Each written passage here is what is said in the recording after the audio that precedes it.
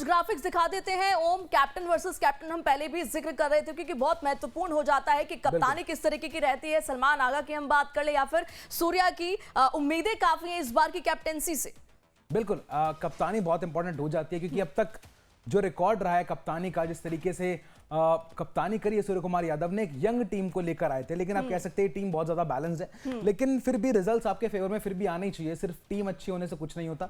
और अब तक सूर्य कुमार यादव का एज अ कैप्टन रिकॉर्ड बहुत शानदार रहा है और रनों का तो आप देख ही सकते हैं हमारे स्क्रीन के ऊपर कि किस तरीके से रनों का मार लगाया। 3000 से ज्यादा रन है और सलमान अली के 869 रन है और स्ट्राइक रेट का कंपैरिजन 165 और 122, यानी कि एक्सपीरियंस भी एक बड़ा फैक्टर है। बिल्कुल बिल्कुल, काफी लंबे समय से यहाँ पर खेल रहे हैं सूर्य कुमार यादव और सलमान अली आगे जो कि अभी कप्तान बने हैं कुछ हाल फिलहाल में, क्योंकि म्यूजिकल चेयर्स चलता है पाकिस्तान के अंदर तो कप्तानी का कि थोड़ी देर आप बैठ जाइए, फिर हट जाएंगे, फिर थोड़ी देर मैं बैठ जाऊंगा। लेकिन अब तक देखने वाली बात अब आप एक सवाल पद्मपति शर्मा जी से भी पूछे हो। बिल्कुल, जो हमारे गेस्ट हैं उनसे भी सवाल करेंगे और मैं पूछना चाहूंगा कि क्या आपको लग रहा है कि कुलदीप यादव आज की टीम में होंगे, और अगर होंगे तो क्या अर्शदीप सिंह ही वो खिलाड़ी होंगे जो बाहर जाएंगे? पद्मपति जी। लग तो ऐसे ही रहा है, हमें भी यही लग रहा है कि एक प्रमुख गेंदबाज उनको कम करना पड़ेगा और वो हार्दिक पांड्या और शिवम दुबे से ही काम चलाना होगा बुमराह के साथ। बिल्कुल। लेकिन एक बात और हो सकती है, देखिए वरुण चक्रवर्ती कलाई के स्पिनर है, चाइना मैन है, लेग स्पिनर है, और कुलदीप यादव चाइना मैन है, वो भी जो है कलाई से गेंद फेंकता है। बिल्कुल। तो एक वैरायटी देने के लिए और दूसरे अपनी बल्लेबाजी को भी थोड़ा और मजबूत करने के लिए अगर आपके पास आप स्पिनर है, बिल्कुल, तो उनको भी हम यूज कर सकते हैं, तो वो भी टीम में आ सकते हैं और स्वस्थ है। तो चेंज तो होगा। चेंज होने का कारण ये है कि प्रेमदासा स्टेडियम को मैंने देखा है। प्रेमदासा स्टेडियम जो है वो 80 मीटर की बाउंड्री लाइन है। अब मेलबोर्न को देखिए तो वहां पर स्पिनर क्यों चलते हैं? क्योंकि इतनी बड़ा मैदान है कि वहां स्पिनर को छक्का मारना बड़ा मुश्किल है। अगर आप सामान्य मैदान पर आप सिक्स लगाते हैं तो वहां आप बाउंड्री के पहले आउट भी हो सकते हैं। इसलिए बड़ा मैदान होने का फायदा जो है वो स्पिनर को मिलता है, वो खुल के गेंदबाजी कर सकता है, वो फ्लाइट भी दे सकता है। लेकिन एक बात हमें ध्यान में रखनी होगी, हम उस्मान तारिक की बात कर रहे हैं, तो ये गेंदबाज एक ऐसा गेंदबाज है जो फॉलो थ्रू में गेंद छोड़ने के पहले क्षण भर के लिए रुकता है, क्षण भर के लिए रुकता है। और अभी पिछले दिनों 3-4 दिन पहले उसने बड़ा लंबी हाकी की जो नहीं करना चाहिए था कि साहब अभिषेक तो बच्चा है, मैं तो पूरी टीम को चाट सकता हूँ, चाहे मुझे जो है पावर प्ले में खेलने को मिले, बॉलिंग करने को मिले या मिडिल ओवर मिले या डेथ ओवर में मिले, मैं तो इंडियन टीम को अकेली हराने की क्षमता रखता हूँ। इस तरह की बात जो है नहीं करनी चाहिए। आपको इंतजार करना चाहिए आप अपना समय का। अगर आप खेल के देखते हैं और अगर विकेट लेते हैं तो निश्चित रूप से आपको ही अधिकार है, लेकिन इस तरह की भाषा बोलना थोड़ा सा हमको 2016 में वो बाहर हो चुके थे।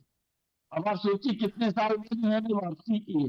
तो इस तरह की अबरार बहुत अच्छे गेंदबाज है, बिल्कुल कंसिस्टेंटली वो गेंदबाजी कर रहे हैं। और दूसरी एक बात प्रेरणा कि देखिए हमारे यहाँ क्या है कि दर्शक भावुक हैं जी, और कौन सा ऐसा दर्शक होगा भारतीय जी, लेकिन ठीक है पद्मपति शर्मा जी। हुसैन जी के पास चलेंगे एक बार। हुसैन जी, मैं आपसे पूछना चाहता हूं कि क्या लग रहा है आपको, फहीम अशरफ है, शादाब खान है, सैम भी है गेंदबाजी करने के लिए, अबरार भी है, उस्मान तारिक भी है, बहुत सारे ऑलराउंडर्स हैं भाई, तो आपको क्या लग रहा है कि क्या कोई एक आध यहाँ पर ऑलराउंडर ड्रॉप होके कि क्या पाकिस्तान एक एक्स्ट्रा बैट्समैन खिलाएगी? क्योंकि हमने बार बार देखा है, तमाम बार देखा है कि कोलैप्स अगर एक बार शुरू हो जाता है ना तो फिर पाकिस्तान उबर नहीं पाती। अब आप चाहे वो एशिया कप ले लीजिए जो पिछली बार हम मुकाबला हारे थे, या फिर आप T20 वर्ल्ड कप ले लीजिए, या फिर आप चैंपियंस ट्रॉफी ले लीजिए, स्टार्ट फिर भी ठीक ठाक मिल गया, लेकिन जब एक बार कोलैप्स होती है तो फिर रुकती नहीं है। तो क्या लग रहा है कि क्या इनमें से कोई एक आध ऑलराउंडर आप कम खिलाना चाहेंगे?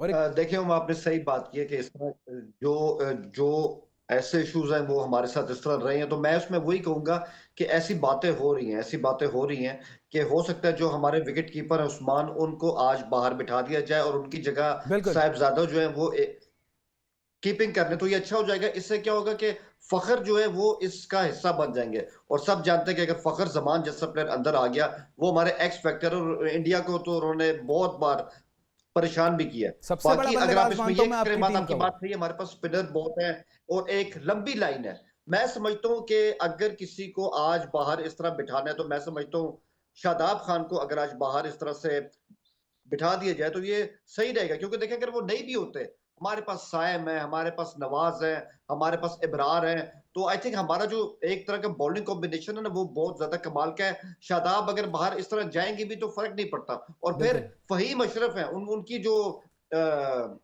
बल्लेबाजी वो सब जानते हैं, वो चाहे 7वें नंबर पर आए, 8वें नंबर पर आए, वो उनको 10 गेंदें मिल जाए वो मैच चेंज कर देते हैं। तो मैं बिल्कुल। समझता हूँ इस तरह की चेंजेस ठीक है हो हुसैन सकती जावेद हैं। साहब, इसमें कोई दो राय नहीं है कि पाकिस्तान का जो स्पिन डिपार्टमेंट है वो अच्छा है। बहरहाल हमारे साथ कुछ संवाददाता भी हैं, जल्दी जल्दी छोटे छोटे रिएक्शन ले लेते हैं। शालिनी, आपके पास फैंस हैं, अभी जैसे जैसे घड़ी की जो टिक टिक है वो बढ़ रही है, तो वैसे ही फैंस के दिलों की धड़कन भी इस वक्त बढ़ रही होगी।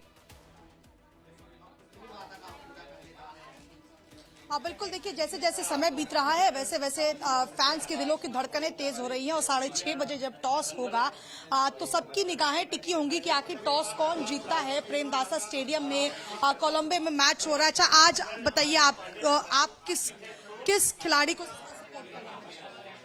मैं सूर्य कुमार शर्मा को कहूंगा, क्योंकि वो कुमार यादव? यस, वो बहुत अच्छा खेलते हैं और बहुत ही अच्छा मतलब रन आउट जो करते हैं वो बहुत ही बड़ा अंदर प्रदर्शन करते हैं वो।